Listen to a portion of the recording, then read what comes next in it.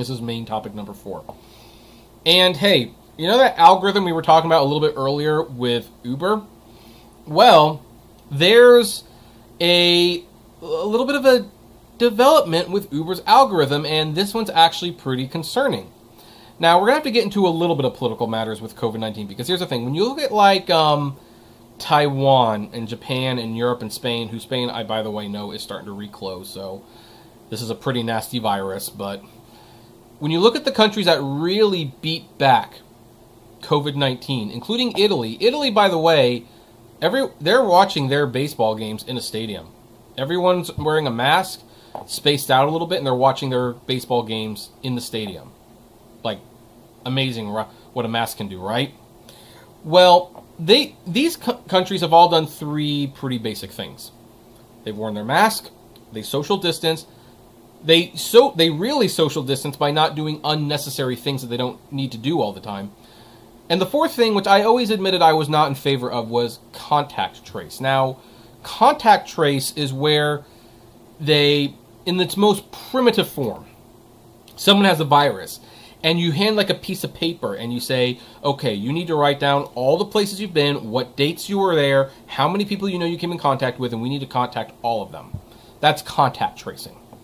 However, they have floated out the idea, Google and Apple, I should say, of put contact tracing in the phone. So, for example, and yes, I'm going to display my Sailor Moon phone case that my wife got me, because we love Sailor Moon. Sorry, I can't. We love Sailor Moon.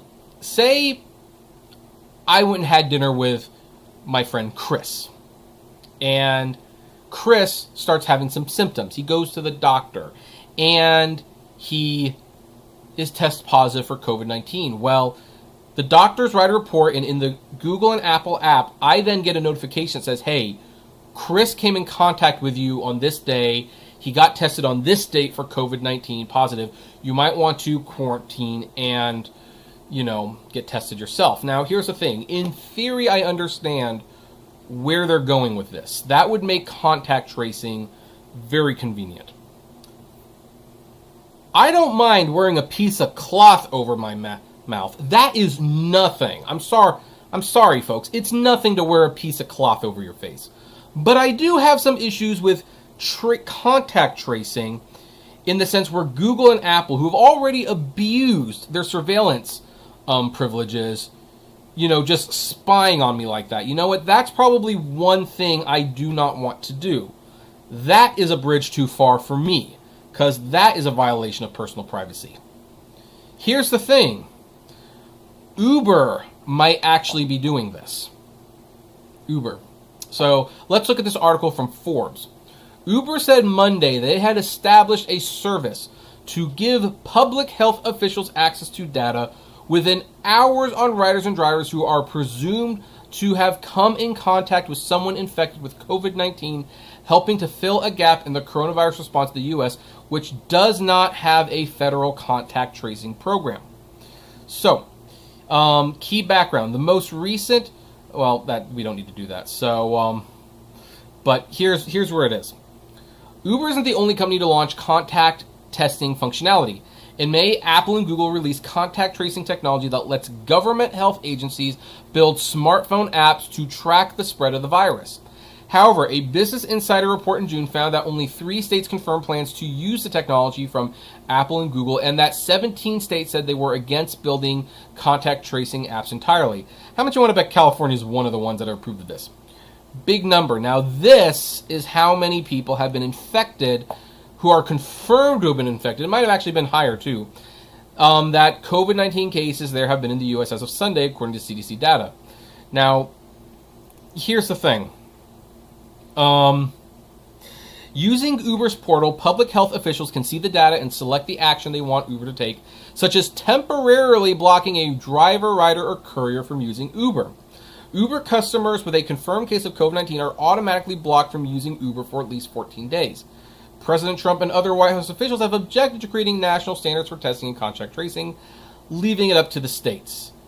And since Uber quietly started the service in January, the company says it has received roughly 560 coronavirus-related requests from public health departments in 29 countries, including 158 requests filed by the U.S. public health official.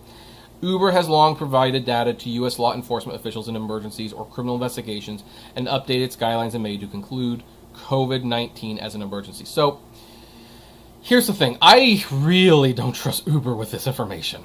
I really don't. I don't trust Amazon with this information. I don't trust Apple. I don't trust Microsoft. I don't trust Facebook. I don't trust Twitter. I really don't trust Uber.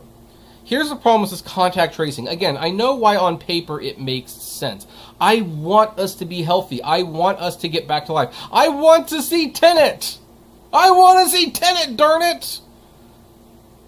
But we do need to figure out, we do have to have that line that's like, no, this is definitively a violation of my human rights and privacy.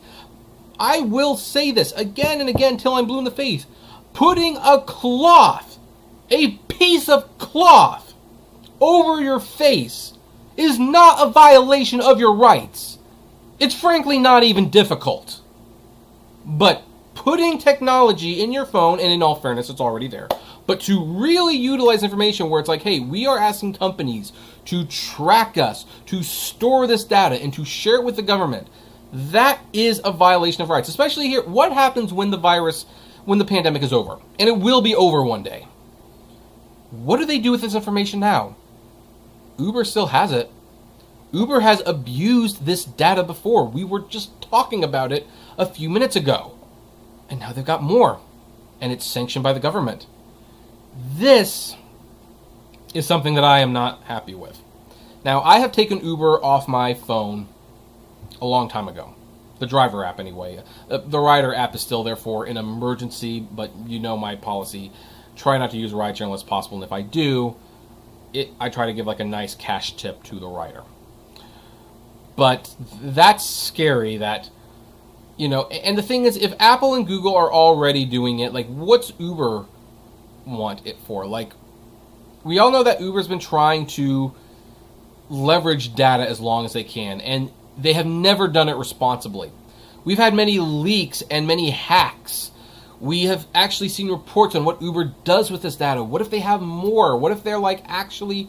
Remember the time... Who knows? Like maybe Queenie Brooksy will remember this because she's been around for a while. But remember that time that Uber was actually tracing you after your ride ended without your permission and they had to change that? Well, what if they could track you all the time now? Like, that's what's really concerning me about this. So this is something that Uber wants to do, obviously. I think they feel they can make more money from it. I believe they feel that they can get more control from you of it. Look, I'm all for fighting this virus. I will wear that mask. I will stand apart. I will cut back on the fun things I need to do. I will not do as many social gatherings. I will not leave the house if I am feeling sick at all. I will wash my hands. By the way, washing your hands is just as important as wearing the mask. Are you going to tell me that having to wash your hands is also a violation of your rights as a human being? Please don't say that, because I read some scary statistic that 69% of people who use the bathroom don't wash their hand. Really disgusting. But contact tracing in this way is not the answer. It might help us get the virus under control faster in the long run, but the long-term implications of what happens with that information and that technology after you don't need it for what you need it for, that's the scary thing. It's like, look, think of the Patriot Act. Look, we agreed to the Patriot Act after 9/11. We wanted to catch those terrorists. We probably did catch some terrorists. But now it is abused to spy on people unjustly. These are where you have to really be concerned. You don't have to worry about cloth over your face. You have to worry about the technology you put in your pocket. But anyway, that's where I'm going to leave that one. What do you think? I would like to know. Comment below. Like, favorite, share, subscribe. As always, flame responsibly.